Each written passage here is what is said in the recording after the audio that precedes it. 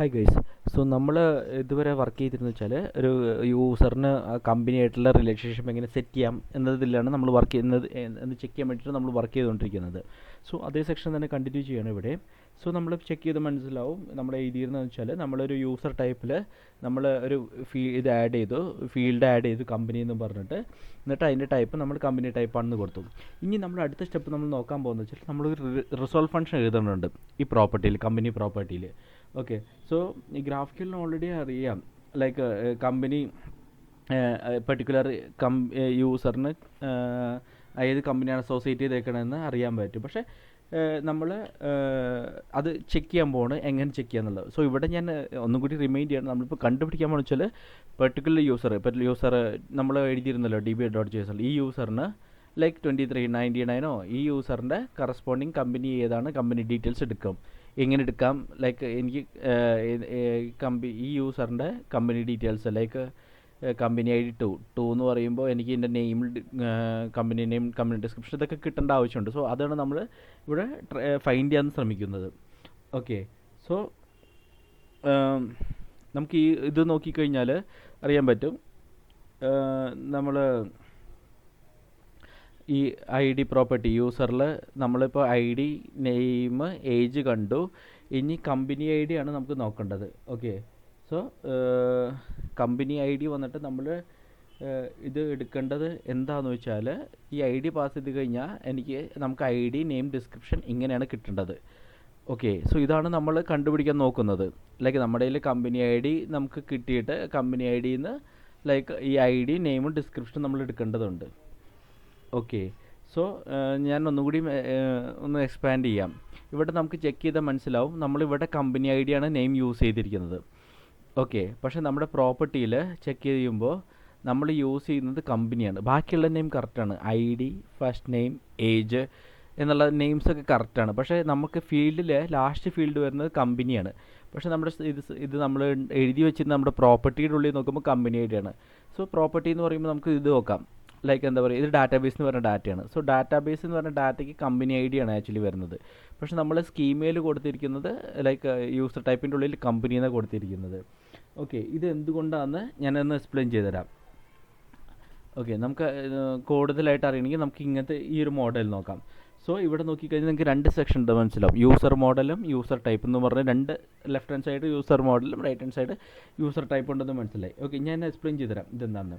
So left hand side എന്ന് പറയുന്നത് ഒരു മോഡലാണ്. സോ ഈ മോഡലിനെ നമ്മൾ എന്താ പറയുക വെച്ചാൽ ഡാറ്റാ ബേസ്, JSON സെർവർ ഇപ്പോൾ നമ്മൾ യൂസ് ചെയ്യുന്നതല്ലോ ഇവിടെ ഈ JSON സെർവറിൽ ഈ ഡാറ്റ. സോ ഈ ഡാറ്റ കൊണ്ടുവരാൻ വേണ്ടിയിട്ടുള്ളതാണ്, ലൈക്ക് റെപ്രസെൻറ്റ് ചെയ്യാൻ വേണ്ടിയിട്ടാണ് യൂസർ മോഡൽ എന്ന് പറയുന്നത്. സോ ഇപ്പോൾ പറയുന്നത് ഈ ഡാറ്റ റെപ്രസെൻറ്റ്സ് ഡാറ്റ ബേസിക്കലി ഈ JSON സെർവർ എന്ന് പറഞ്ഞ ഡാറ്റയെ നമ്മൾ റെപ്രസെൻറ്റ് ചെയ്യാൻ വേണ്ടിയിട്ടാണ് ഈ യൂസർ മോഡൽ യൂസ് ചെയ്യുന്നത്. സോ ഇപ്പം നമ്മൾ ഈ JSON സെർവർ യൂസ് ചെയ്യുന്നുള്ളൂ. ശരിക്കും പറയുകയാണെങ്കിൽ നമുക്ക് API ഓ ഡാറ്റാബേസോ അങ്ങനെ ചെക്ക് ചെയ്യാം. അതിൽ നിന്ന് വരുന്ന ഡാറ്റയാണ് നമ്മൾ എടുക്കേണ്ടതെന്നുള്ളത്. ഓക്കെ, ഇനി റൈറ്റ് ഹാൻഡ് സൈഡ് നോക്കാം. റൈറ്റ് ഹാൻഡ് സൈഡ് നമുക്ക് റെപ്രസെൻറ്റ് ചെയ്യുന്നത് നമ്മുടെ സ്കീമയാണ്. ആക്ച്വലി നമ്മളിവിടെ എഴുതി കൊടുത്തത് സ്കീം ഉണ്ടല്ലോ, യൂസർ ടൈപ്പ് എന്ന് പറയുന്നത്. സോ ഈ സ്കീമേനാണ് നമ്മൾ യൂസർ ടൈപ്പ് മെൻഷൻ ചെയ്യുന്നത് റൈറ്റ് ഹാൻഡ് സൈഡായിട്ട്. ഓക്കെ, സോ നമുക്ക് ഇനി മിഡിൽ പോർഷൻ നോക്കിക്കഴിഞ്ഞാൽ മനസ്സിലാവും, ഇവിടെ ഐഡിയും സെയിം ആണ്, ഫസ്റ്റ് നെയിം സെയിം ആണ്, ഏജ്, ഈ നെയിംസ് രണ്ടും സെയിം ആണ്. പക്ഷേ യൂസർ മോഡലിൽ നമുക്ക് കമ്പനി ഐഡിയും യൂസർ ടൈപ്പിൽ കമ്പനി എന്നാണ് വരുന്നത്. എന്ന് വെച്ചാൽ നമുക്ക് ഒന്നും കൂടി ചെക്ക് ചെയ്യുകയാണെങ്കിൽ മനസ്സിലാവും, ഇവിടെ കമ്പനി ID ആണ് നമ്മൾ JSONൽ ഡാറ്റാബേസിൽ ഡാറ്റ വരുമ്പോൾ കമ്പനി ID വരുന്നത്. പക്ഷേ നമ്മൾ സ്കീമയിൽ കമ്പനി എന്നാണ് എഴുതിയേക്കുന്നത്.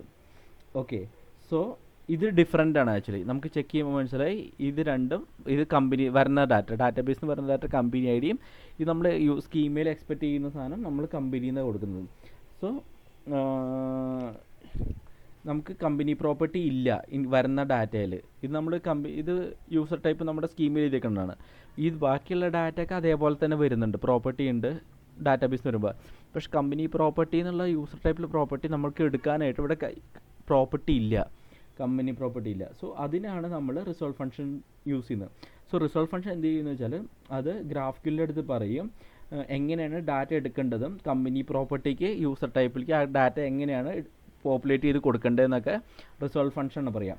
സോ റിസോൾവ് ഫംഗ്ഷൻ എന്ന് ചോദിച്ചാൽ റിസോൾവ് ചെയ്യും ഈ ഇൻകമിങ് ഡാറ്റയും ഈ വരുന്ന ഇൻകമിങ് ഡാറ്റയും ഈ ആക്ച്വൽ ഡാറ്റയ്ക്ക് ഉള്ള ഇതിൽ ഡിഫറൻസസിനെ റിസോൾവ് ചെയ്യാൻ വേണ്ടിയിട്ടാണ് നമ്മൾ റിസോൾവ് ഫംഗ്ഷൻ യൂസ് ചെയ്യുന്നത്.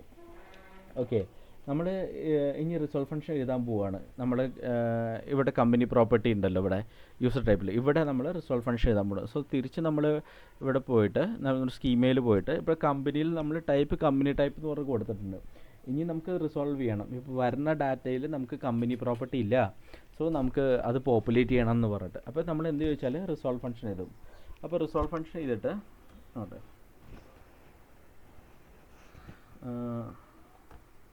റിസോൾവ് എന്ന് പറഞ്ഞ് എഴുതിയിട്ട് ഇതിൽ നമ്മൾ മുമ്പ് പറഞ്ഞു 2 ആർഗ്യുമെൻറ്റ്സ് ഉണ്ട്, പാരൻറ്റ് വാല്യൂ ഉണ്ട്, ആക്സും ഉണ്ട്. ഇത് നമ്മൾ മുമ്പ് പറഞ്ഞു റിസോൾവ് 2 വാല്യൂ ഉണ്ട്, പാരൻറ്റ് വാല്യൂ ഉണ്ട്, ആക്സ് ഉണ്ടെന്ന് പറഞ്ഞു. ഓക്കെ, എന്നിട്ട് ഞാനിവിടെ ഇപ്പം നമുക്കറിയില്ല എന്താ വരുന്നതെന്നുള്ളത്. നമ്മൾ മുമ്പ് പറഞ്ഞു പാരൻറ്റ് വാല്യൂ ഞാൻ പിന്നെ പറയാമെന്ന് പറഞ്ഞു മുമ്പത്തെ ക്ലാസ്സിൽ എന്താണ് നമ്മൾ യൂസ് ചെയ്യുന്നുള്ളത്. ആർഗ്യുമെൻറ്റ്സ് പറഞ്ഞാൽ നമ്മളിപ്പോൾ വരുന്ന കൊറിയുടെ ഇവിടേക്ക് വരില്ലേ, വരുന്ന കൊറി ഇപ്പോൾ ആർഗ്യുമെൻറ്റ്സ് എടുക്കാൻ വേണ്ടിയിട്ടാണ്. വരുന്ന കൊറിയിൽ എന്തൊക്കെ ഡാറ്റ പാസ് ചെയ്യുന്നത് അത് എടുക്കാൻ വേണ്ടി ആർഗ്സ് യൂസ് ചെയ്യുന്നത്. പക്ഷേ പാരൻറ്റ് വാല്യൂ എന്തിനാണ് നമ്മൾ പറഞ്ഞിട്ടില്ല. അപ്പോൾ നമുക്ക് ചെക്ക് ചെയ്യാം. ഇതിൽ കൺസോൾ ഇട്ടിട്ട് ഞാൻ നിങ്ങൾക്ക് കാണിച്ചുതരാം.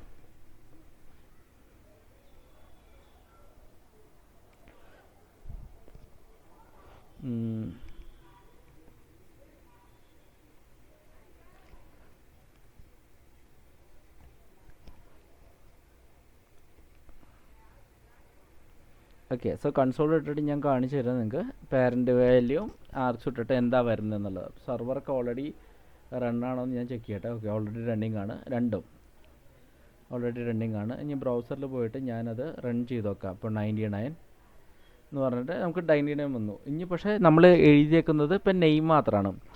ഓക്കെ, ഇൻ കേസ് നിങ്ങൾക്ക് ഇത് എറർ വരികയാണെങ്കിൽ നിങ്ങൾ എന്താ ചെയ്യേണ്ടത് വെച്ചാൽ ഒന്ന് റീടൈപ്പ് ചെയ്താൽ മതി. ഇവിടെ ചിലപ്പോൾ നോട്ട് ഫൗണ്ട് എന്തെങ്കിലും വന്നു കഴിഞ്ഞാൽ ഓൾറെഡി ഉള്ളതാണല്ലോ, ഈ ഫസ്റ്റ് നെയിം മാറ്റിയിട്ട് രണ്ടാമത് ടൈപ്പ് ചെയ്ത് കഴിഞ്ഞാൽ ഒരു എറർ മാറിക്കിട്ടും. ഓക്കെ, സോ നമ്മൾ ഇനി എന്താ ചെയ്യുകയെന്ന് വെച്ചാൽ ഇത് ആഡ് ചെയ്തു. ഇനി നമ്മൾ കമ്പനി പ്രോപ്പർട്ടി ഇവിടെ ആഡ് ചെയ്യണം.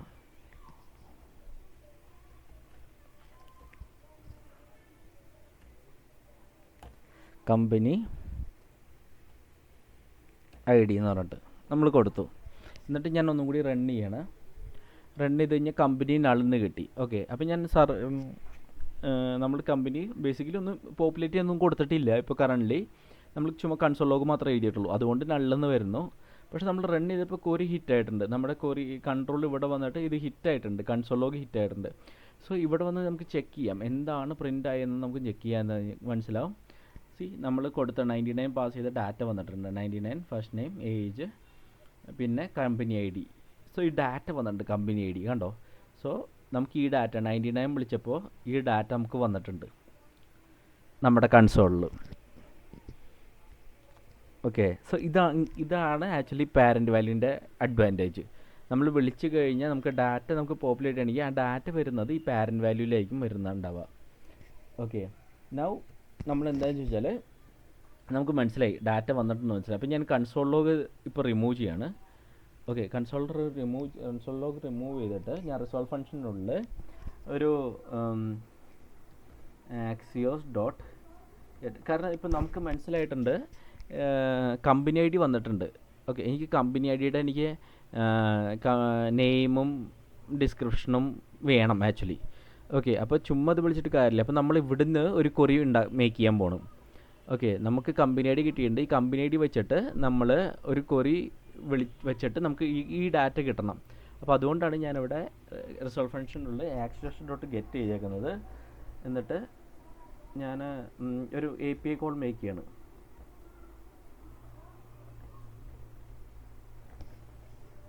ലോക്കൽ ഹോസ്റ്റ്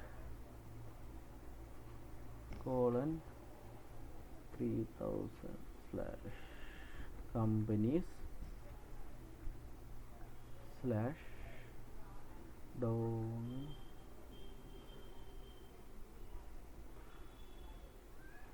നമ്മൾ ആ വരുന്ന വാല്യൂ ഇപ്പോൾ നമുക്ക് ചെക്ക് ചെയ്താൽ മനസ്സിലായിട്ടുണ്ട്. ഇവിടെ വാല്യൂ വന്നിട്ടുണ്ട്, പാരൻറ്റ് വാല്യൂവിലാണ് വന്നിരിക്കുന്നത്. അപ്പോൾ parent value dot company I D വെച്ച് കഴിഞ്ഞാൽ നമുക്ക് ഈ വാല്യൂ കിട്ടും, 2 കിട്ടും. അപ്പോൾ ഞാനത് കോൾ ചെയ്യണം ഇതിൻ്റെ ഉള്ളിൽ, parent value dot company I D.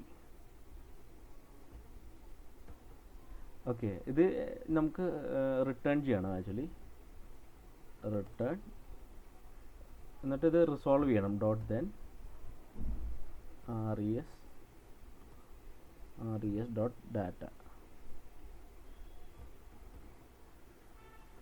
Okay, എന്നിട്ട് സേവ് ചെയ്യുക. എന്നിട്ട് നമ്മൾ ഇനി എന്താ ചെക്ക് ചെയ്യുകയെന്ന് വെച്ചാൽ, നമ്മൾ ബ്രൗസറിൽ ഓപ്പൺ ചെയ്തിട്ട് നമ്മൾ ഓൾറെഡി റണ്ണിങ് ആണല്ലോ, ഇപ്പോൾ കമ്പനി ഐ ഡി കൊടുത്തിട്ടുണ്ട്, ഞാൻ റൺ ചെയ്യാണ്. സോ നമ്മൾ കമ്പനി ഐ ഡി കൊടുത്തു, റൺ ചെയ്തപ്പോൾ നമുക്ക് കറസ്പോണ്ടിങ് ഡാറ്റ കിട്ടി. ഇപ്പോൾ കമ്പനി ഐ ഡി വന്നിട്ട് ലൈക്ക് നമ്മൾ എന്ത് കൊടുത്ത ഐ ഡിയുടെ ഡാറ്റ കിട്ടി, കമ്പനി 2 എന്ന് പറഞ്ഞിട്ട്.